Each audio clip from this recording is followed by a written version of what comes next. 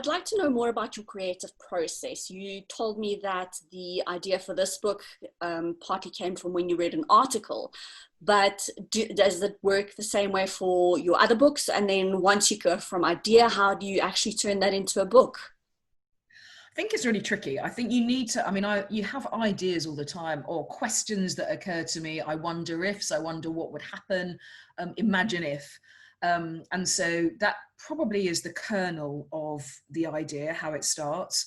And then when I think about that idea, I think, is there enough in that idea to write a whole book? Because I don't want to run out of steam a third of the way through, or have explored everything and think I can't take it any further. So then I think quite carefully about whether there's enough meat on the bones, I suppose, and then discuss it with my editor and my agent, and whether we think it is a good story, a good hook.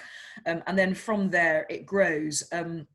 Generally speaking, I wouldn't start to write anything until I have the first line, and quite often the last line.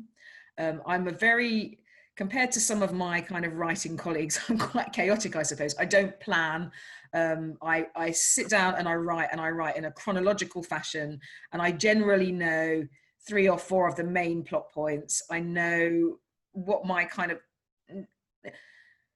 twist or reveals, maybe not a twist, a reveal is going to be, and then I start to write, and that has its pros and its cons, I would say, because you can spend ages doing something and then really discover that you've written yourself down a blind alley and you need to write yourself back out of it, which can take time, but it just seems to be my creative process. And yeah, I just write in a very linear way. I just start at the beginning and I write until I finished it. How long does it normally take you to write a book? Now there's a $64 million question. I would produce roughly a book a year. I would say my most comfortable time is around 18 months. Because of this global pandemic, which, is really quite stifling to my creativity. I think I found it quite tricky to write in this time. I've had children who've been at home and homeschooling them. Everyone's been at home. I don't know. How long is a piece of string? This 5th book that I'm working on is taking me much longer than my other books have. But I'm just going with it, and slow and steady is my mantra. And as I say, I write in quite a considered way. So generally my first drafts are pretty clean, actually. So, I almost edit as I go along in some ways. So they're fairly clean and polished, but yeah, it's taking me a long time at the moment. Can you tell us more about this 5th book?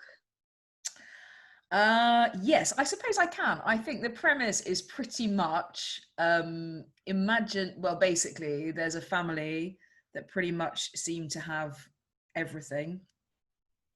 And then one day, the mum of the house, her best friend, goes to meet her for their morning run that they have, and the coffee's still warm in the cup.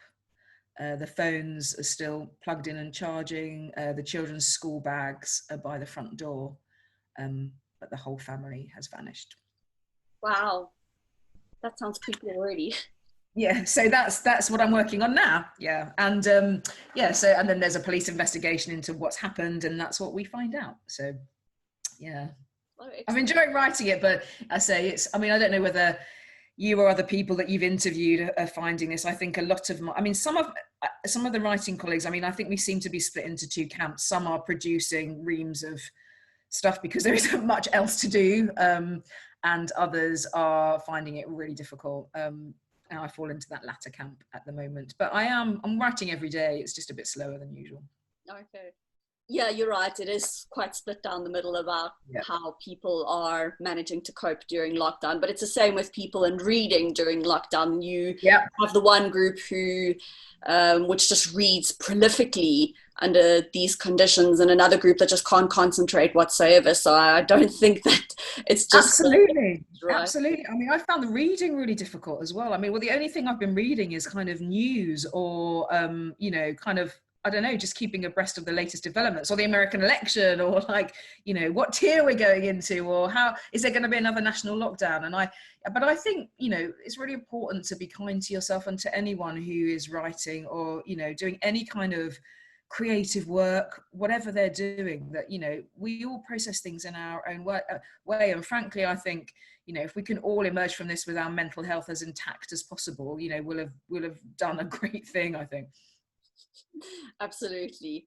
And I think it also, you mentioned having children, so I think that makes it a lot harder, whereas I don't have children, so my reading time is pretty open. As long as it's quiet enough, I can get to read. So I read prolifically during lockdown. Yeah.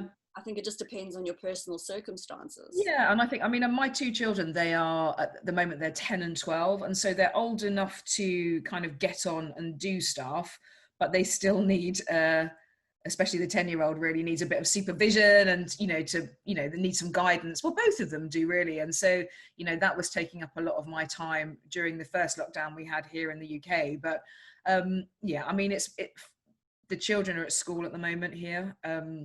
So that is freeing up more time, and I'm finding that kind of, you know, easier to deal with, and to, you know, I'm carving out some time to write, and it's just sort of allowing yourself to do that too, I think. But yeah, I mean, it's a movable feast. We're all doing the best we can, I think. That's for sure. That's for sure. All right, Fiona, thank you so much for your time. I really appreciate it. I really enjoyed the book. It was creepy and disturbing, but also very emotive. Well, thank you so much for having me. I mean, I always love it. And I think, isn't this cool? Like, by the magic of technology, I can speak to you today now. And yeah, it's a great thing. I think that's one of the great things about lockdown. We've all learned how to use Zoom as well. So thank you for having me.